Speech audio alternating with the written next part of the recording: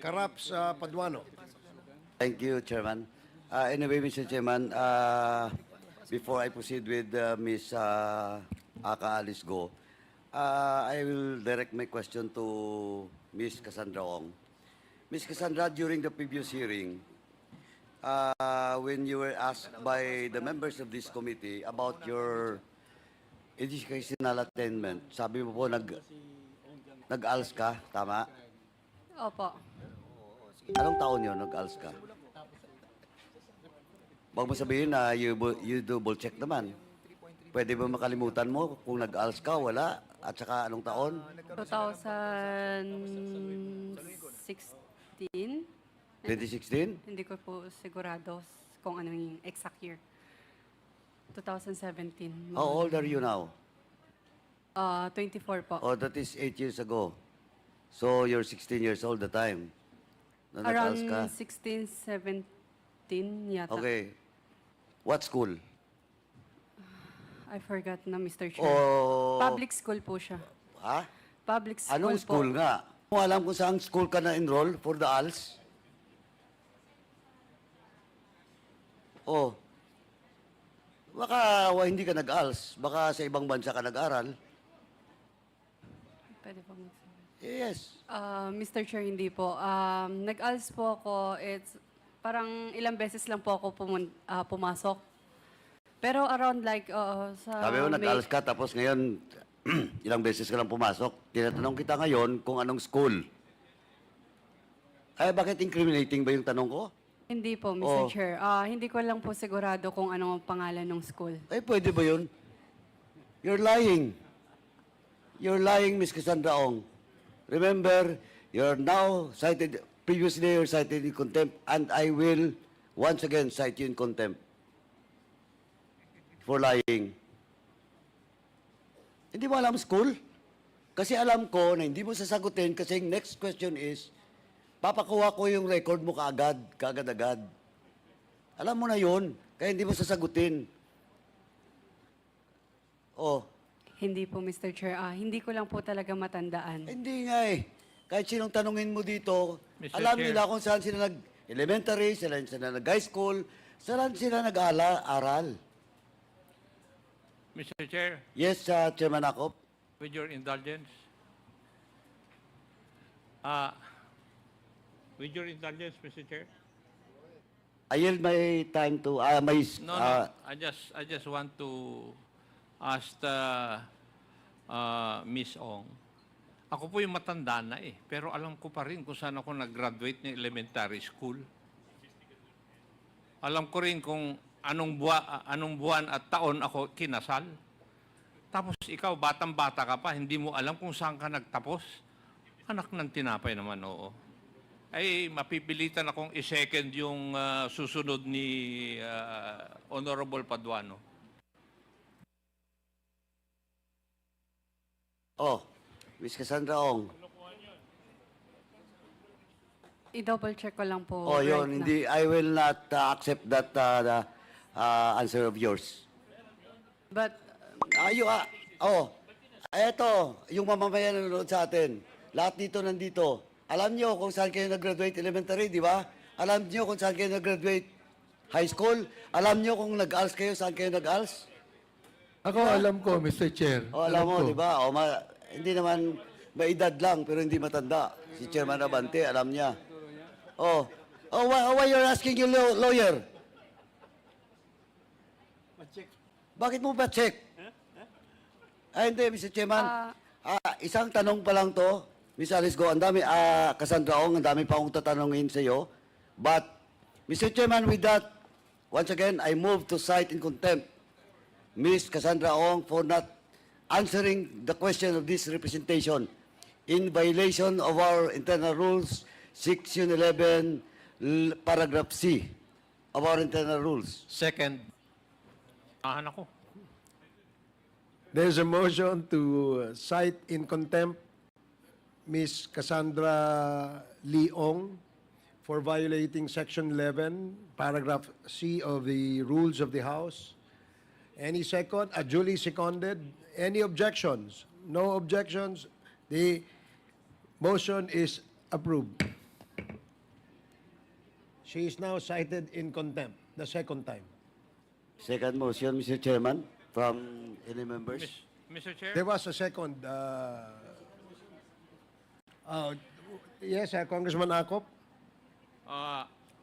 Since Ms. Cassandra Ong was already cited in contempt, may I move that she be detained sa Correctional Institute for Women if our detention facilities would already be full. So move, Mr. Chair. Second. There is a motion to detain Ms. Cassandra Ong at the Women's Correctional Center. Duly seconded. Any objections? Hearing none, the motion is approved. Chairman. Third motion?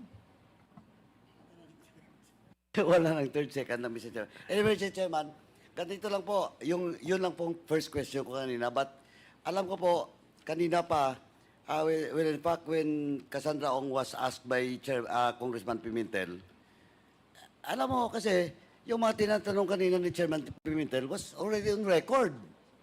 Ms. Cassandra Ong. And during the time when we asked Ms. Macarinas, nandyan ka. And you never denied the statement of Ms. Macarinas. Ang gusto lang po ni Congressman Pimentel na ulitin if you are cooperating or you're still lying. Now, Mr. Chairman, I would just like to ask, but of course, hindi na ito sasagutin ni Ms. Cassandra Ong. Mr. Chairman, is the Deputy City Prosecutor that filed the case against Cassandra Ong and the DOJ Banban Composite Team is present? Yes, I think they're Good present. evening, Mr. Chair. Please identify yourself. Deputy City Prosecutor Benjamin Samson, Your Honor. Have you taken your oath? Not yet, Your Honor. Comsec, please administer the oath of Deputy Prosecutor. Please stand, sir. Yes, and please raise your right hand. Do you solemnly swear to tell the truth, the whole truth, and nothing but the truth in this congressional inquiry? Thank you. Thank you, Mr. Chairman. Anyway, sir, ganito po, attorney. Kung nasusundan niyo po yung mga tanong ng mga kasama namin dito kanina, at sa buong Pilipinas. Being the guest ni Attorney Carlos Capulong sa immigration, bakit kayo parang close, ikaw pa yung naimbitahan niya? Sa tingin mo, bakit ikaw yung inimbitahan niya? At siya yung may hawak ng mga ports natin sa buong Pilipinas, Mr. Chairman. So I'm asking you, Alice Go, bakit kayo close ni Carlos Capulong? Mr. Chair, kaibigan ko po, nung Christmas po, in-invite nga po ako. Naalala ko na po yung sinasabi niyo po sa immigration. Opo. Yes, so again, don't lie ha. Sa kanya ka kumukuha ng mga yung AEP, correct? AEP po, hindi po ako. Alien Employment Permit. Opo, pero hindi po ako your Mr. Chair. Sige, okay. Binigyan mo ba ng dalawang sasakyan si Attorney Capulong? Isang 2012 black Alphard at 2018 na light blue Expedition. Hindi po, Mr. Chair. Okay, hindi rin. Are you in a tracking business with him? No Yung po. Itenus Tracking Corporation? No po, Mr. Hindi, Chair. okay.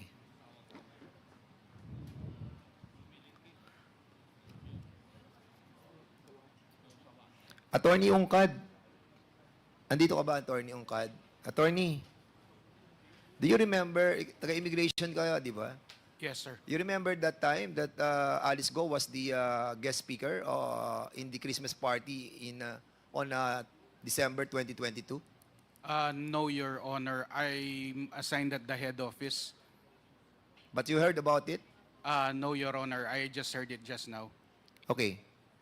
can you kindly tell us about yung mga passes that was issued and requested by somebody inside the immigration, especially Attorney Carlos Capulong? Issuance of passes in the NAIA Terminal 3 for Miss Alice Guo. I am not aware of those No, passes. what Your I'm Honor. trying to tell you, Yes, sir. I'll ask around. you ask, ano, and Mr. Chairman, maybe better yet, no, that we invite Mr. Carlos Capulong and invite also the legal officer ng immigration, si Arvin Santos, to shed light on this issuance of passes for Miss Alice Go. There must be an issuance. Miss Alice Go, pag lumalabas ka ba ng bansa, tinatawagan mo si Attorney Capulong? Hindi po, Your Honor. Sigurado ka? Sigurado So, po ako. hindi siya yung tumulong sa iyo. Kasi, imagine, no? Siya yung head ng mga ports sa ating bansa. And then, ikaw ang, wait, Opo, I'm sorry still speaking, ano. So, ikaw yung speaker niya sa Christmas party, magwa-wonder ka.